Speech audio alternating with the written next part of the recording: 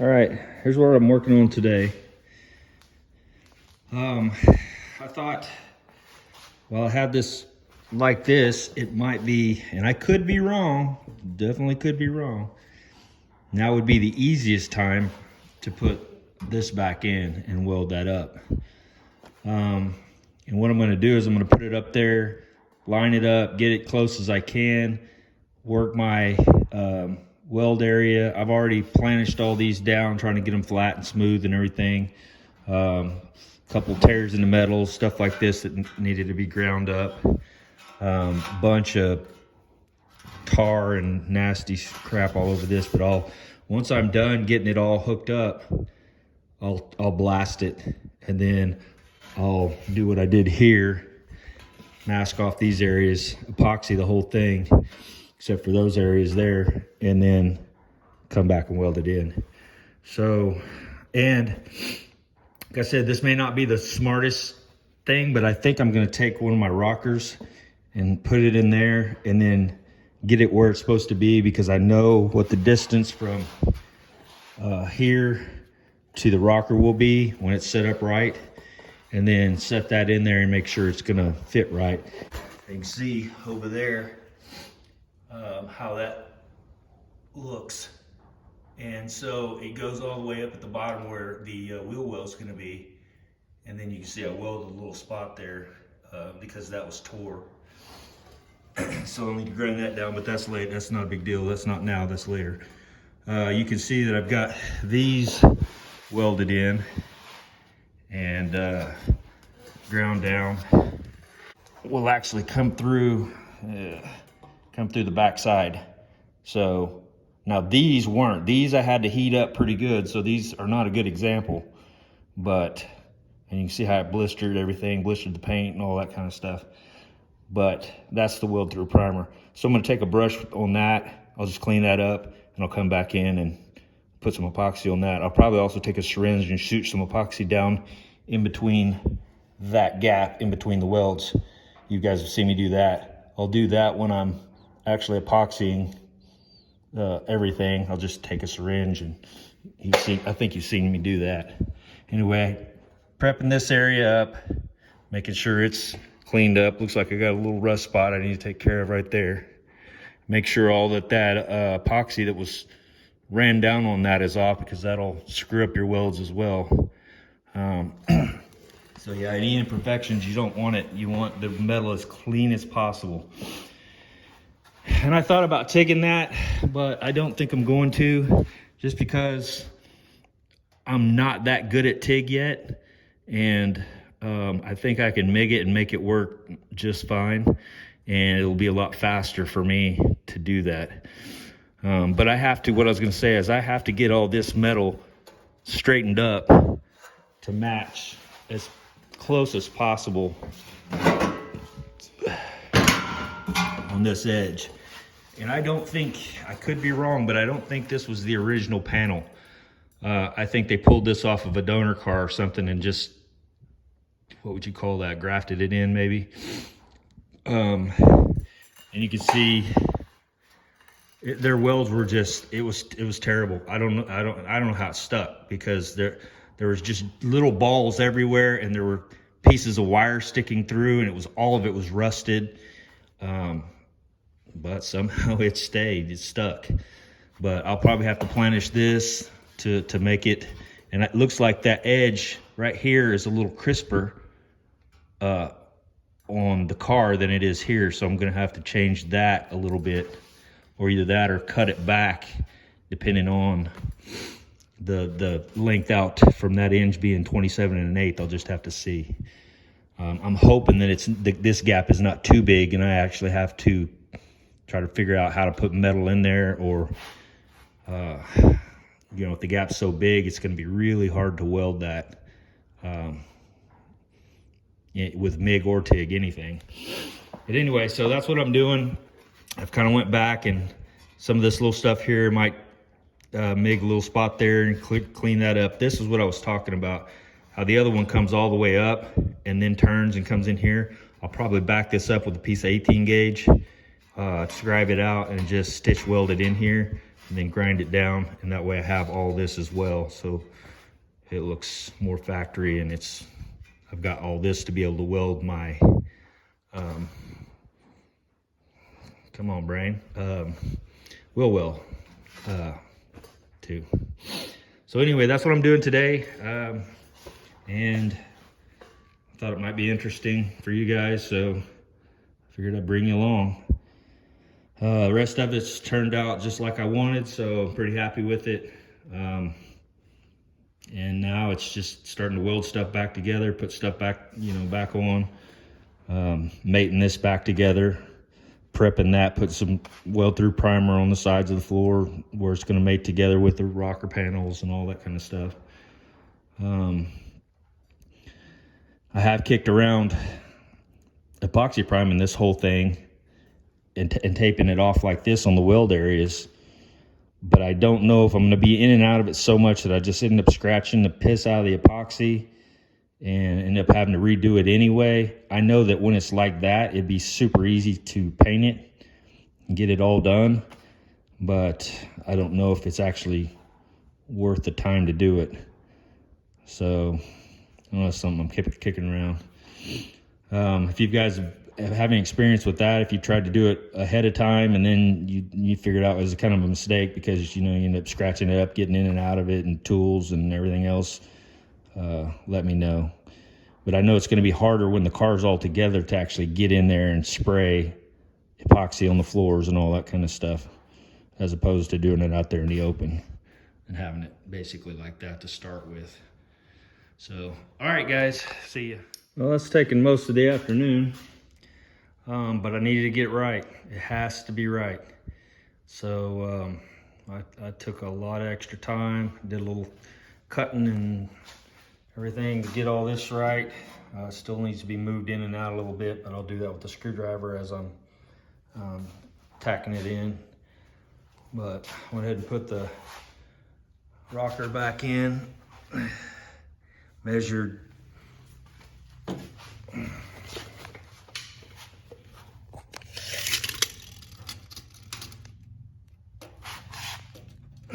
there to there, 4 inches.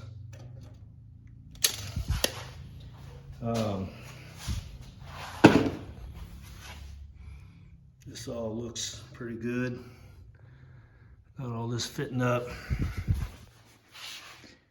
And then you can see there, like I said, it ain't perfect right now, but I'll tweak it when I start welding it in to get it where it needs to be. So now I'll pull that back out, sandblast it, do that to it, put it back in, weld it, at least weld the top part of it. So that's my next job. May not get that done today, but I did scribe some marks and everything, got it all set up to where I can hopefully just put it right back in there. So that's the plan, one piece at a time. I think that's about it for today. Like I said, doesn't seem like I got a lot done, but that's pretty important.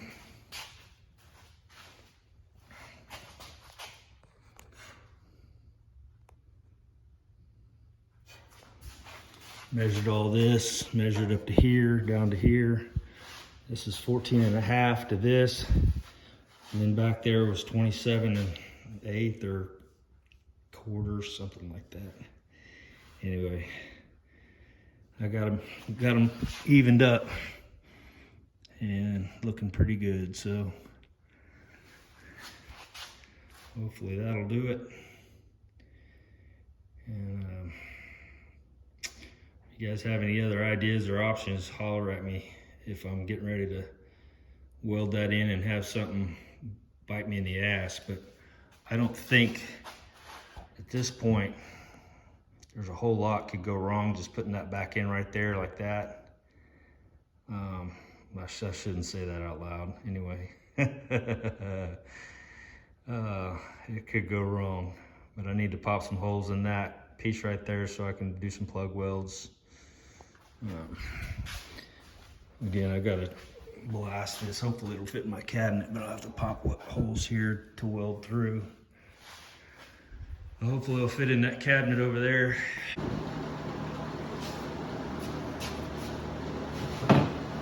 All right, I'm gonna make a patch for this like I talked about yesterday. And I'm gonna TIG this in, instead of MIGing, like I said, I was gonna do the other one just for practice. And this will be a good area, I think, to do that. Because I can get to it, it's on a flat table, so I can just come in and TIG it. So I've got this scribe, I used my scribe here, came in and scribed this little area out. This will basically come down and go in a circle, basically. And whoever put this in, patched it in or whatever, just cut this part out and left it out. So I'm just gonna put it back in and yeah.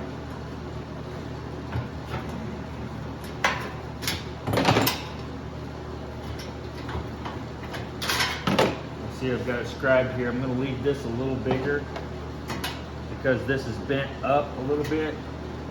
So when I cut that out, I need to go just a little bit bigger, and then, because I'm gonna probably have to bend that a little bit. That might be a little too big, but we'll find out.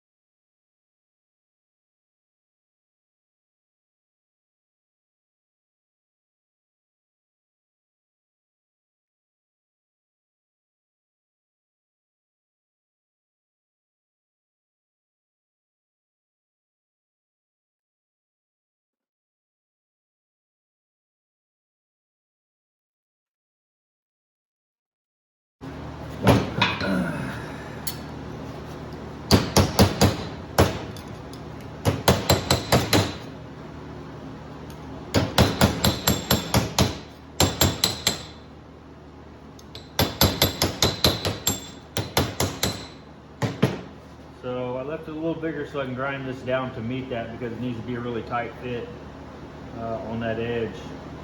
So once I get this all carved out and sized up, I'll bring you back when I get ready to start welding it.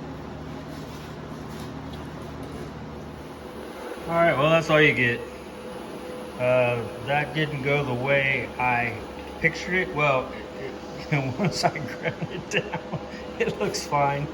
But yeah, what happened, see what had happened was, where are they? Little magnets. I got these little magnets and I put the patch underneath the magnets. I didn't realize that TIG does not dig magnets at all.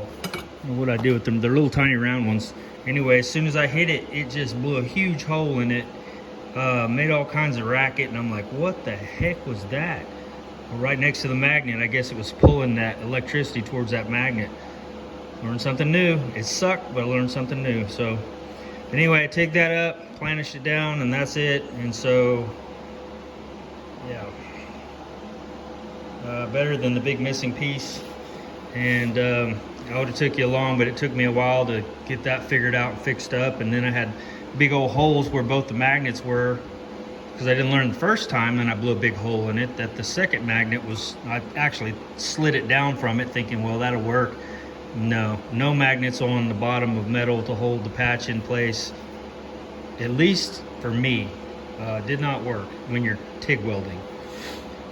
So yeah, it wasn't that pretty. So, but it worked out, and I planished everything out, got it looking like good for what that is. That's just where my wheel well fits in there. So, but now this looks good like the other side over there, like that.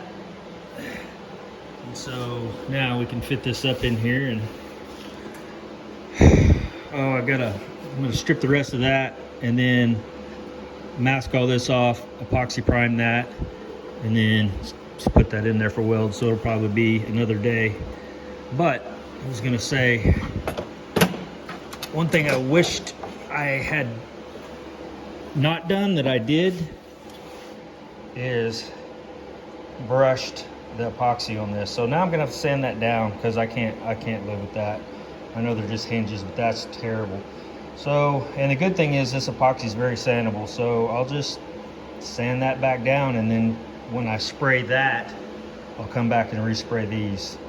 I got this little guy, and I haven't squashed it yet because I'm gonna take that back apart too. Like I said, that's terrible. That is terrible. I don't know what the hell I was thinking, but obviously I wasn't.